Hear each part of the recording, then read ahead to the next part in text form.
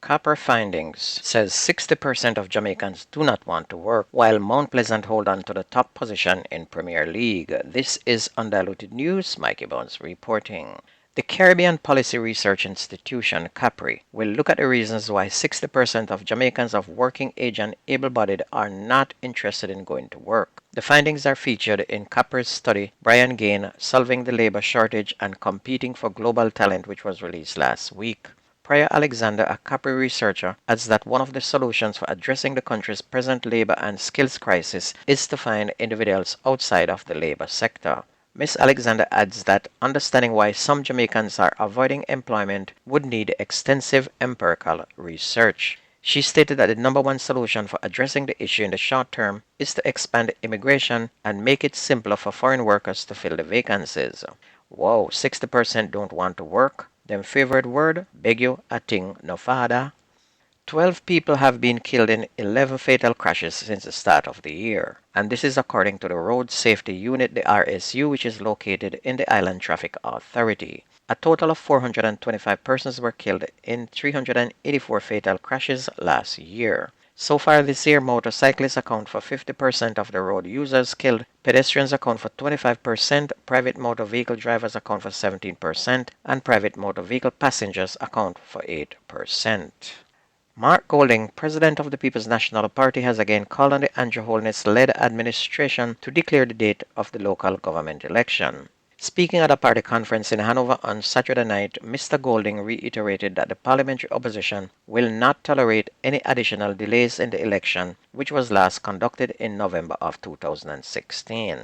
Mr. Golding urged People's National Party supporters to set aside their differences and work together to achieve the party's return to office. He reminded his followers that the opposition is gaining momentum and that nothing should be done to derail the current trend. Local Government Minister Desmond Mackenzie is expected to announce the election date. However, the local election is due to be held by the end of February. 2 of 4 persons detained last Monday following the recovery of 2 weapons and more than 100 rounds of ammunition in Pepper in St. Elizabeth were granted bail on Friday when they appeared in the parish court. Dudley Williams, a 60-year-old construction worker, and Chantel Ricketts, a 28-year-old bartender, were both offered bail of $300,000 with surety. Their co-accused Romeo Williams, 35 years old, a businessman, and Malcolm Williams, 40, a barber, were remanded. And the 4 were set to return to St. Elizabeth Parish Court in Balaclava, where the case is expected to be moved to the gun court, part of the parish court.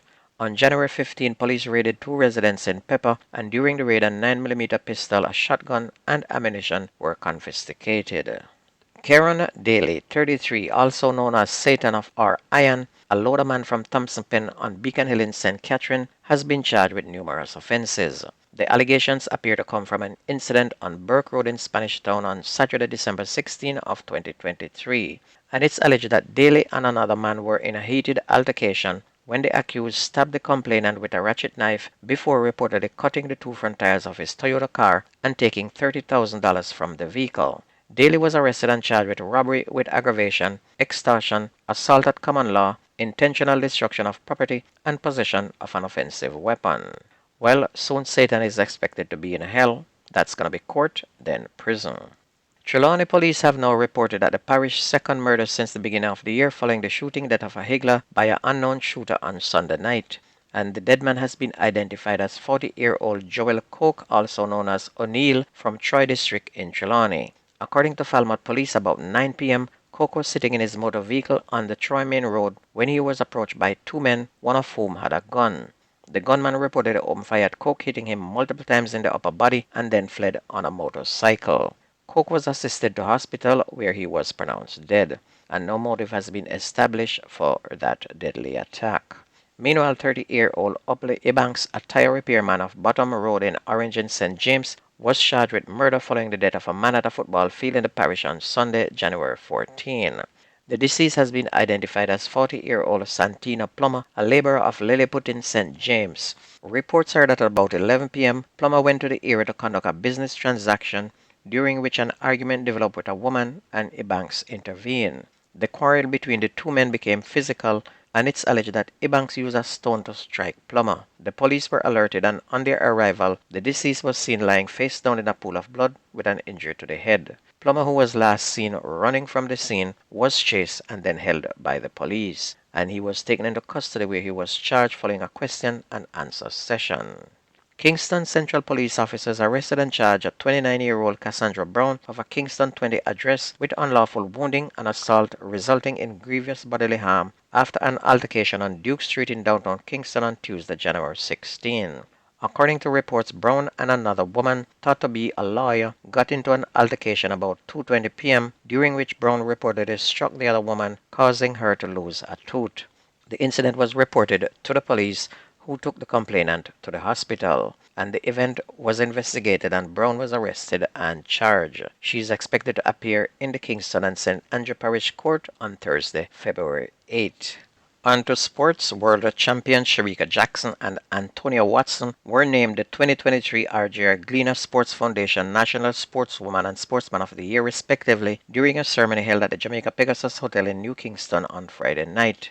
Jackson's exceptional performance at the track in 2023 made her an undisputed choice for the Sportswoman's Award. The 29-year-old won the 200 meters World Athletic Championship in Budapest, Hungary, but finished second behind American Sha'Carri Richards in the 100 meters final. However, she blitzed to a second consecutive world title in the time of 21.41 seconds, getting within 0.07 seconds of the world record of 21.34 seconds, which was set by Florence Griffiths Joyner in 1988, making the second fastest time in history. Jackson drew the curtains on a spectacular season, winning both the 100 meters and the 200 meters title at the Diamond League final in Eugene, Oregon, becoming one of the only 9 athletes in history to complete a Diamond League double in one season. Jackson also achieved a new personal best in the 100 meters with 10.65 seconds, the 5th fastest time ever. Watson meantime scored a big upset to become the first Jamaican man in 40 years to claim the 400 meters world title in Budapest. And after running a massive personal best of 44.14 in the semifinals, the 22-year-old produced 44.22 to take gold in the final. Watson also ran 44.54 for second at the national championships in July. On to football. Mount Pleasant with 32 points maintained leadership of the Premier League after Cavaliers failed to win last night after they draw 0-0 with Tivoli and earned only 1 point and moved to 31 last night. Cavalier now joined Portmore on 31 and slipped to third. Mount Pleasant on Sunday had a 1-0 win over 13th place Treasure Beach to move back into pole position.